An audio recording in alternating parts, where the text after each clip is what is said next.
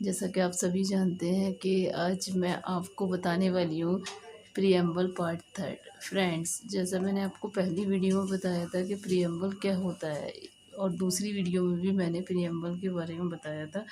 अगर आपने वीडियो को लाइक नहीं किया है तो प्लीज़ लाइक कीजिए, और अगर आपने सब्सक्राइब नहीं किया है तो सब्सक्राइब कीजिए, ताकि अच्छी से अच्छी वीडियो मैं आपके लिए ला सकूं। तो फ्रेंड्स, अगर आपने सब्सक्राइब नहीं किया तो प्लीज़ सब्सक्राइब कर लीजिए, और आप कॉपी पेन लेके बैठिए, क्योंकि आज का वीडियो बहुत इंटरेस्टिंग होने वाला है। मैं आपको आज बहुत इम्पोर्टेंट चीज़ों के बारे में बताने वाली हूँ, और बताना चाहूँगी कि मैं अपनी नेक्स्ट वीडियो प्रीएम्बल पार्ट 4 में लेकर आऊँगी, जल्दी लेकर आऊँगी, जो कि आपके लिए बहुत इम्पोर्टेंट होगा। और उस प्रीएम्बल पार्ट 4 में मैं आपको बताने वाली हूँ कि जो प्रीएम्बल है वो अमेंडेबल है या नहीं है। तो चलिए फ्रेंड्स, शुरू करते हैं आज का वीडियो, जो कि है प्रीएम्बल पार्ट थर्ड। अगर आपने वीडियो को सब्सक्राइब नहीं किया है तो प्लीज़ आप पहले सब्सक्राइब कर लीजिए। Let's friend about the preamble part third. So there are 9 keywords। जैसे कि मैंने पिछली वीडियो में बताया था कि 9 keywords हैं। 9 keywords, जैसा कि हमने बताया कि देयर आर 9 कीवर्ड्स। 9 कीवर्ड्स हैं। कौन कौन से 9 कीवर्ड्स हैं? एक है आपका सॉवरिन, दूसरा है सोशलिस्ट, तीसरा है सेक्युलर, चौथा है डेमोक्रेटिक, और पांचवा वर्ड है आपका रिपब्लिक, जस्टिस। छठा वर्ड है और सेवंथ है लिबर्टी, आठवां है इक्वालिटी, नाइन वर्ड है फ्रेटर्निटी, जिसका मतलब ब्रदरहुड होता है। तो इन सब के वर्ड में मीनिंग आपको क्लियर कर चुकी हूँ। आज मैं आपको इसकी डिटेल बताने वाली हूँ कि सॉवरिन है तो क्यों है, और सोशलिस्ट है, डेमोक्रेटिक है तो डायरेक्ट डेमोक्रेसी है, डायरेक्ट डेमोक्रेसी है। तो ये सब कुछ आज मैं आपको बताऊंगी। तो देखिए, यहाँ पर जो सॉवरिन है उसका मतलब क्या है? सॉवरिन का यहाँ पर है स्टैंड फॉर सेल्फ डिपेंडेंसी, यानी कि भारत जो है वो एक संप्रभु राज्य है और अपने आप आत्मनिर्भर है, यानी कि भारत दूसरे देशों पर निर्भर नहीं है। Being a sovereign state, India can either acquire a foreign territory और cede a part of its territory in favour of a foreign state. एक सॉवरिन स्टेट होने के नाते भारत क्या करता है कि भारत अपनी प्रॉपर्टी को जो एक्वायर कर सकता है, किसी फॉरेन प्रॉपर्टी को भी एक्वायर कर सकता है, और cede a part of its territory in favour of foreign state, और किसी विदेशी कंट्री के लिए, यानी कि जो फॉरेन कंट्री है या फॉरेन स्टेट है, उसके लिए भी अपनी टेरिटरी को रोक सकता है। तो इसका मतलब क्या हुआ कि भारत एक सॉवरेन स्टेट है। समझ में आया आपको? दूसरा है socialist, a blend of Marxism and गांधीज्म।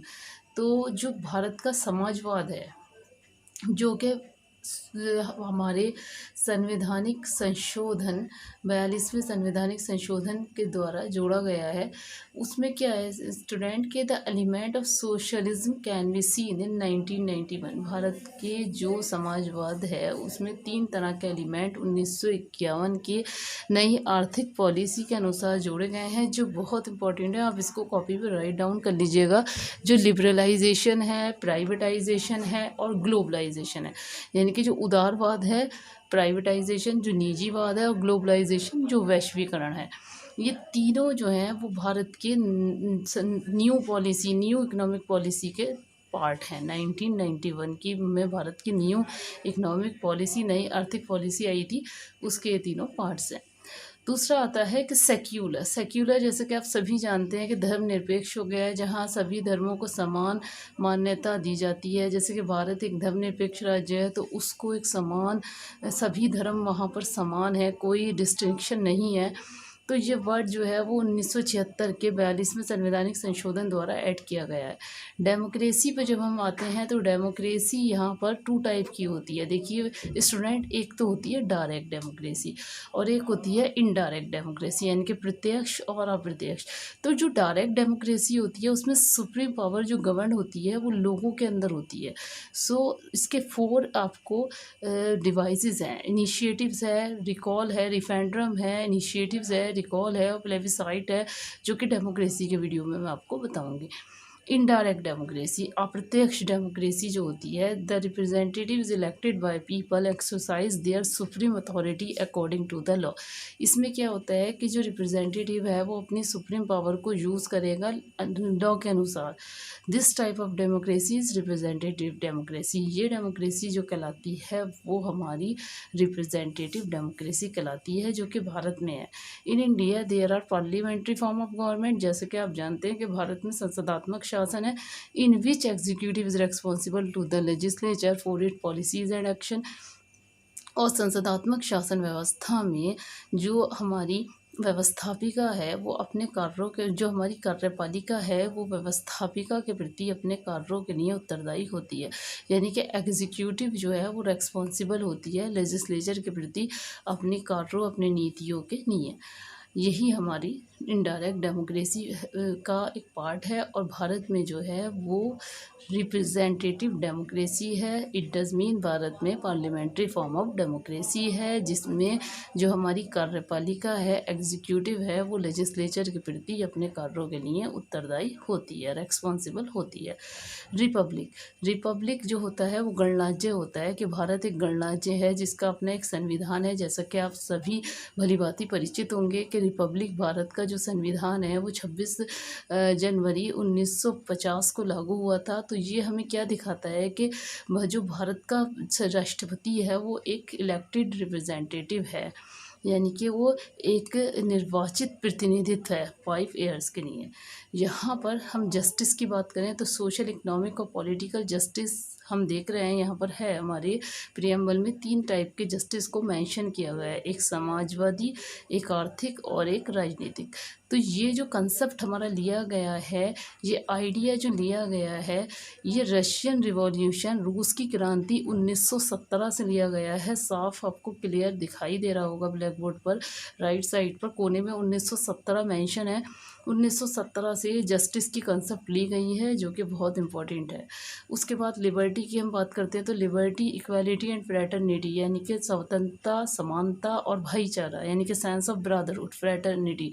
ये जो कंसेप्ट है वो फ्रेंच रिवॉल्यूशन, फ्रांस की क्रांति 1789 से लेकर 1799 के बीच में जो हुई उससे लिया गया है। अब हम बात करते हैं इक्वालिटी की। तो इक्वालिटी से हमारा मतलब समानता से है, यानी कि everyone is equal in front of the law. हर कोई कानून के समान, कानून के समक्ष समान है। तो आर्टिकल 39 क्या करता है कि सिक्योर टू ऑल इंडिविजुअल, सारे ही लोगों को, सारे ही इंडिविजुअल को सिक्योर करता है equal pay for equal work, समान कार्य के लिए समान वेतन। Fraternity, the word integrity has been, integrity जो अखंडता है वो एडिट की गई है प्रेम्बल में 42 कॉन्स्टिट्यूशनल अमेंडमेंट एक्ट के द्वारा। ये 3 वर्ड जो हैं आपके, इक्वालिटी, फ्रेटर्निटी और जो आपकी ये लिबर्टी है, जस्टिस है, लास्ट के तीनों शब्द बहुत इंपॉर्टेंट है। कि हो सकता है क्वेश्चन आपसे आ जाए कि कितने टाइप के जस्टिस मेंशन किए गए हैं, तो 3 टाइप के हैं, सोशल, इकोनॉमिक और पॉलिटिकल।